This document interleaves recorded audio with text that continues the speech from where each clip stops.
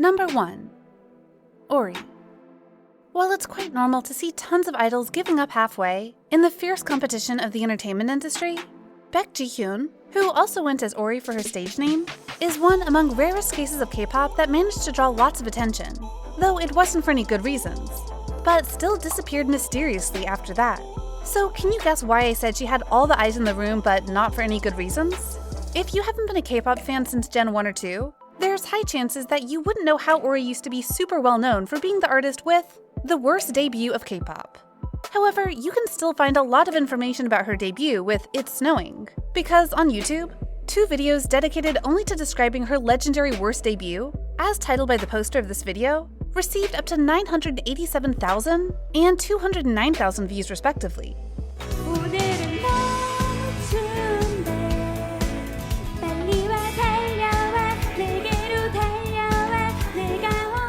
Under the pressure of the public, Ori chose to withdraw and even completely gave up on the dream of singing. Another sad thing was that while other idols at least tried to have several more comebacks to leverage on that attention and gauge the reactions to their music, Ori just simply disappeared into thin air after her debut and sole live performance.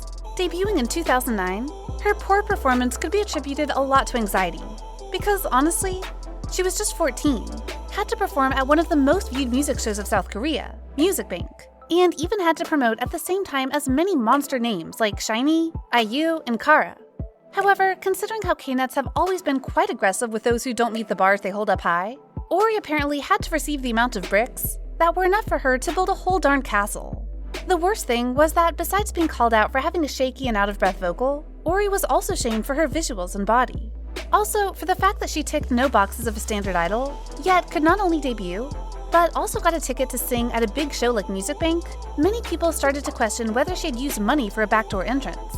Besides that rumor, there were also 2 other conspiracy theories proposed to satisfy the curiosity of netizens back in the day. While the first said that she was the chaebol of a mysterious rich family, the second believed that the company intended to debut Ori following the ugly duckling concept, where she was said to be not so visually pleasing at the first public appearance, but quickly transformed her look after that. While the last case didn't sound so right, it was actually the case of UEE when she was still in after school. So obviously, there were reasons for netizens to believe in that. The criticism pointing at the 14-year-old girl was so huge that when Girls' Days' Mina debuted long after the departure of Ori, many people also threw hands at her, as they thought that Mina was the post-plastic surgery version of Ori. The rumor then started to grow so big that at one point, after Mina was being asked so much about this incident, her management agency, Dream Tea Entertainment, had to step in and state that they were 2 different people. Besides Mina, former member of Wonder Girls, the Sohee, also got caught up in the same awkward situation because of the similarity in visuals with Ori. Number 2. New Kids is Hansol, Jian, and Sungchan. Despite debuting in 2019 under a pretty small company named J-Flow Entertainment, New Kid was actually assessed to be among some potential faces in the bloody competitive industry of K-pop. While the group managed to draw a fair amount of good attention for having Hansol, the former artist of SM Entertainment, and also the former trainee in the survival show The Unit, things didn't seem to go well.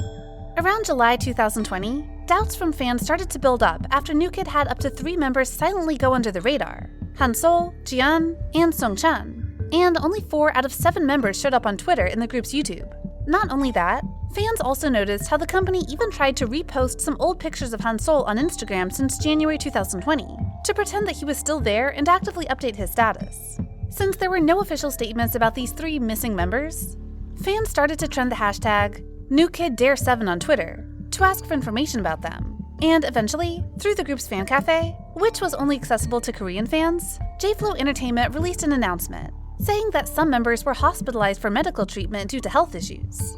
Unlike other statements made by entertainment companies, they opted not to specify which members were getting treatment.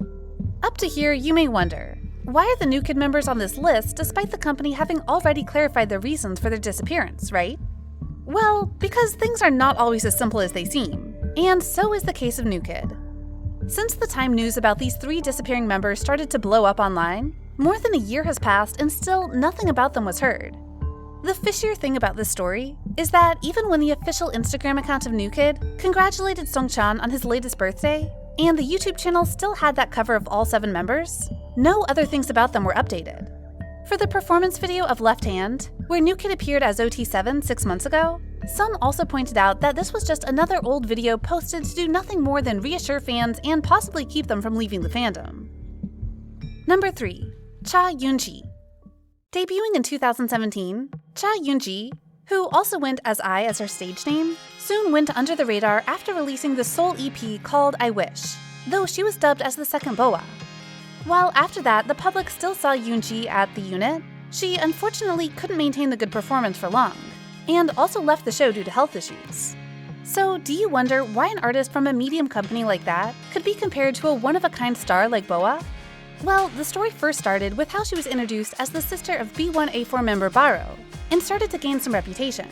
To push her fame further, WM Entertainment decided to go for a not-so-clean route, and basically recreated some iconic scenes of BoA's IDP Speed in the opening of YOONJI's debut MV.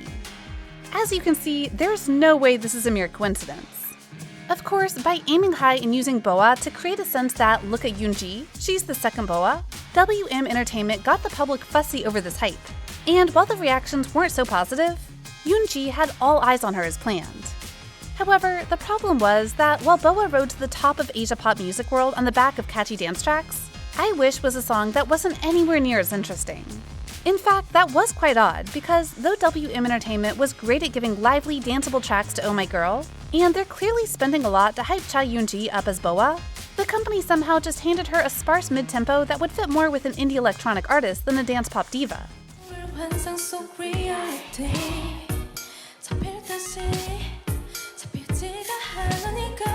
So, since they specifically compared her to the authentic BoA, but failed to give a good first impression and an earworm danceable track to match the expectation, it's also not hard to see the results didn't come out as wanted, and YOONJI just suddenly stopped everything, and even left WM Entertainment altogether.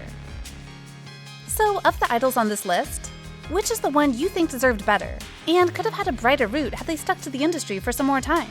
Comment down below to share your thoughts with us. Also, don't forget to like, share, and subscribe to BeBoss TV for more interesting content. Thank you for watching.